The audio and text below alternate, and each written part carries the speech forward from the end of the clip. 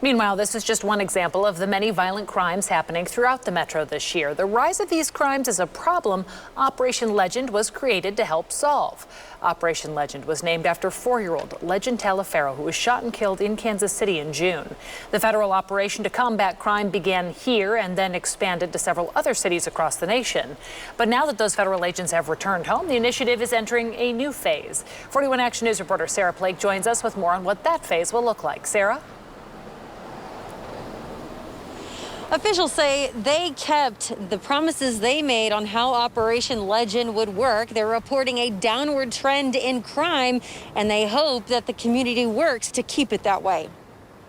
In the last 10, 11 weeks, we've had over 500 arrests as a result of the joint federal operations known as Operation LeGend.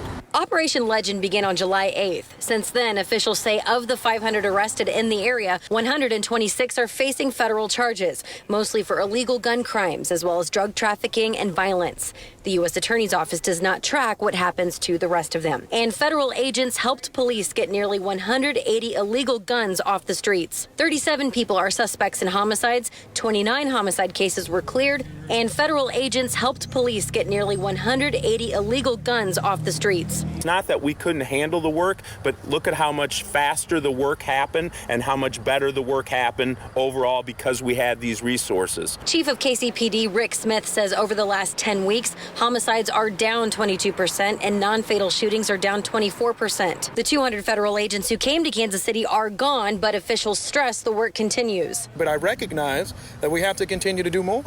And it is not lost on us that we have to look to prevention, intervention, enforcement, and reform to build community trust. That's where Greenlight Fund KC steps in.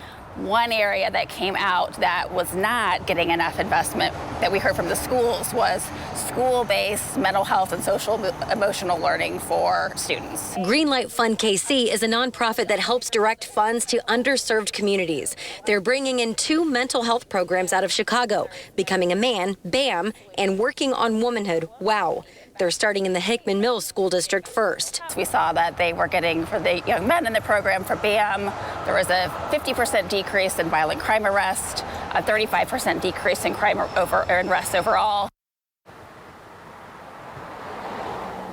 And Chief Smith said that initially they did get some critiques on Operation LeGend, but ultimately it helped them form stronger community ties. I'm Sarah PLAKE, 41 Action News. Sarah, thank you.